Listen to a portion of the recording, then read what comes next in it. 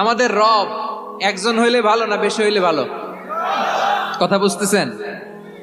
আরে একজনেরই তো মন জোগায় চলতে পারি না, ঠিক কিনা? হ্যাঁ, একজন, তিনি যে আদেশগুলো দিয়েছেন আমাদের দুর্বলতার কারণে আমরা তো পারি না। যদি 10 জন হইতো, ওই 10 জনরে হ্যাপি করতে পারতাম, তাদেরকে স্যাটিসফাই করা যেত এত সহজে? 10 জনের 10 নিয়ম থাকতো। একজন বলতো আমার সেজদা দিবি সকালে, আরেকজন বলবে আমার জন্য নামাজ পড়বি 3 বার, আরেকজন বলবে আমার জন্য যাকাত দিবি এতবার, আরেকজন বলতো আমার জন্য কুরবানি দিবা এতবার। তাহলে আমাদের জন্য কঠিন হয়ে যেত, ঠিক কিনা? যদি ইলা একজন না হয়ে একাধিক হতো, একজন বলতো না আমি মহাবিশ্ব এভাবে চালাবো, আরেকজন বলতো না আমার মন চায় এভাবে, আমি এভাবে চালাবো, একজন বলতো সূর্য আমি পূর্ব দিকে উঠাবো, আরেকজন বলতো না আমি দক্ষিণ দিকে উঠাবো, আরেকজন বলবে না আমি উত্তর দিকে উঠাবো। এরকম আছে না নাই? ঝামেলা লেগে যেত। এজন্য বেশি রব হইলে আমাদের জন্য ঝামেলা, খোদা বেশি হইলে আমাদের লস। একজন হওয়াতে আমরা বেঁচে গেছি। বারোয়াখালীবাসী আওয়াজ করে না, কথা বলে না।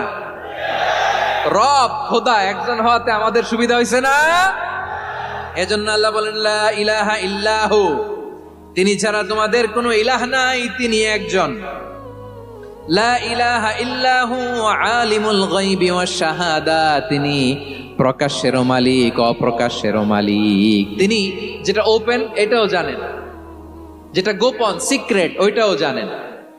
আলিমুল গায়বি ওয়াশ শাহাদা, তিনি গায়েবের মালিক, গায়েবের জ্ঞানী, যেটা দেখা যায় না, অদৃশ্য, জানা নাই, এটাও তিনি জানেন। এগুলো জানতে তার কোনো মাধ্যমের প্রয়োজন হয় না। অতীতে কি হয়েছে, বর্তমানে কি চলছে, ভবিষ্যতে কি হবে, সব তার জ্ঞানের ভেতরে আছে না নাই? এজন্য আল্লাহ বললেন আলিমুল গায়বি ওয়াশ শাহাদা, তিনি গায়েবের জ্ঞান রাখেন, তিনি দৃশ্য জগতের জ্ঞান রাখেন, তিনি প্রকাশ্য জগতের জ্ঞান রাখেন, তিনি গোপন জগতের জ্ঞান রাখেন। তার কাছে কোনো কিছু গোপন নাই, ঠিক কিনা বলেন? আল্লাহ বলেন তোমাদের ইলাহ হলো একজন, তিনি ছাড়া কোনো ইলাহ নেই, তিনি দয়াময়, তিনি মেহেরবান। ইলা যদি একজন না হয়ে 2 জন হতো, ঝামেলা আছে না নাই? লাউ কানা ফীহিমা আলিহাতুন ইল্লাল্লাহু লাফাসাদাতা, আকাশ এবং জমিনের মধ্যে ইলা একজন না হয়ে যদি মাত্র 2 জন হতো, আকাশ জমিন ভেঙে খান খান হয়ে যেত, ঠিক কিনা বলেন? 2 জন ইলা হইলে খান খান হয়ে যেত। হুয়ার রহমানুর রহিম, তিনি হলেন the most gracious, the most merciful, তিনি দয়াময়, তিনি অতিশয় মেহেরবান। সুবহানাল্লাহ বলেন। তার দয়ার কোনো শেষ নাই, তার মায়ার কোনো শেষ নাই। আল্লাহ, তাহলে 14টা নামের মধ্যে কয়টা পাইলাম? একটা কি? আর রহমান। বারোয়াখালীবাসী বুঝে থাকলে আওয়াজ করে বলেন, প্রথমটা কি? 2 নাম্বার আর রহিম। আওয়াজ করে বলেন 2 নাম্বার। আওয়াজ করে সবাই গলা ছেড়ে দিয়ে উত্তর দেন তো, প্রথম নামটা কি? দ্বিতীয় নামটা? আর রহিম। রহমান আল্লাহর one of the major names, আল্লাহর মৌলিক নামগুলোর মধ্যে গুরুত্বপূর্ণ একটা নাম হচ্ছে রহমান। গুরুত্বপূর্ণ নাম কি? রহমান, দয়ার সাগর, মায়ার সাগর। রহমানুন ফিদ দুনিয়া ওয়া রহিমুন ফিল আখিরাহ। এই দুনিয়ার জন্য আল্লাহ রহমান, দুনিয়াতে আল্লাহ সবাইরে দয়া করে, কাফিররেও করে, মুসলিমরেও করে। আর আখিরাতের জন্য তিনি রহিম, সেখানে কাফির মুশরিকদের জন্য আল্লাহর পক্ষ থেকে কোনো দয়া থাকবে না। চিল্লায় বলেন ঠিক কি না? এজন্য আল্লাহ বললেন আমার মৌলিক একটা নাম হলো রহমান। আল্লাহর পরে অন্য কোন নাম দিয়ে যদি তোমরা আমার নাম প্রকাশ করতে চাও, জপতে চাও, ডাকতে চাও, তোমরা রহমান নামে ডাকো।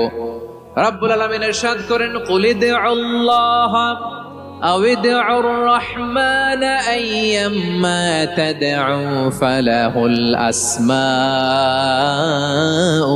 হুসনা।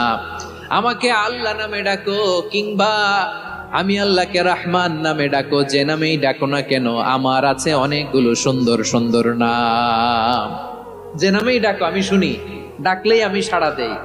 সকালে ডাকলেও সাড়া দেই, দুপুরে ডাকলেও সাড়া দেই, মাঝরাতেও যদি আমরা বিপদে পড়ি ডাকলে আমাদের ডাকে সাড়া দেয় কে?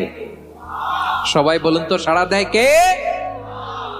আবার বিশ্বনবী যখন মক্কায় দাওয়াত দিচ্ছিলেন, তিনি মাঝে মাঝে আল্লাহর নাম বলছিলেন, মাঝে মাঝে তিনি রহমান নাম বলছিলেন।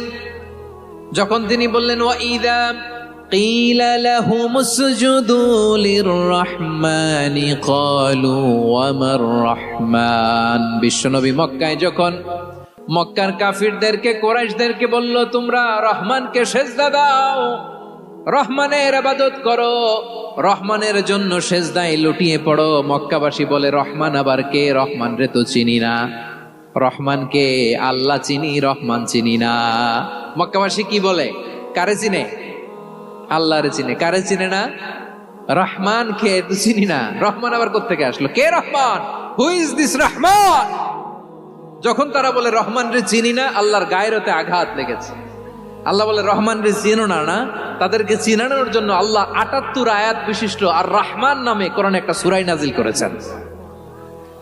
যখন মক্কার কুরাইশরা বলে আল্লাহ চিনি, রহমান চিনি না, আল্লাহ বলে রহমান রে চিনো না, তাহলে চিনে নাও রহমান নামে তিনি ৭৮ আয়াত বিশিষ্ট কালামুল্লাহ মাজিদে একটা গোটা সূরা নাজিল করে দিয়েছেন। তিনি নাজিল করলেন আর রহমানু আল্লামাল কুরআনা খালাকাল ইনসানা আল্লামাহুল বায়ান। দয়াময় রহমান শেখালেন কোরআন, বানালেন ইনসান শেখালেন বায়ান। দয়াময় রহমান শেখালেন কোরআন, বানালেন ইনসান শেখালেন বায়ান। দয়াময় রহমান শেখালেন কোরআন, বানালেন ইনসান শেখালেন বায়ান। পড়েন আল্লাহু আকবার। আল্লাহ বলে রহমান কারে বলে চেনো না? শুনে নাও, ৭৮ আয়াত বিশিষ্ট গোটা একটা সূরা নাজিল করে দিলাম, সূরাতু আর রহমান। আর রহমান তিনি দয়ালু, আল্লামাল কোরআন তিনি মানুষকে কোরআন শিখিয়েছেন, খালাকাল ইনসান মানুষ বানিয়েছেন, আল্লামাহুল বায়ান মানুষকে কথা বলা বর্ণনা করা শিখিয়েছেন। পড়েন সুবহানাল্লাহ। গোটা একটা সূরা নাজিল করেছেন, সূরাতু আর রহমান। আমার বারোয়াখালীর ভাইয়েরা, তার নাম হচ্ছে আর রহমান আর রাহিম, মানে দয়াময় মেহেরবান। তার দয়া যে কত বেশি আপনি কল্পনাও করতে পারবেন না, আপনি কল্পনাতেও আনতে পারবেন না তার দয়া কত বেশি। বিষ্ণু ইসলাম ফরমান লাম্মা কাদাল্লাহুল খালকা কাতাবা ইনদাহু ফাওকা আরশিহি। আল্লাহ যখন মহাবিশ্বের সব সৃষ্টি করে সারলেন, তিনি আরশের উপরে লিখলেন সাবাকাত রাহমাতি গাদাবি, সাবাকাত রাহমাতি গাদাবি। কোথায় লিখছে? আরশের উপরে। আওয়াজ করে বলেন তো কোথায় লিখেছে? আরশের উপরে আল্লাহ লিখলেন সাবাকাত রাহমাতি গাদাবি। এর মানে হলো আমার দয়ার কাছে, আমার ভালোবাসার কাছে আমার ক্রোধ পরাজয় বরণ করেছে।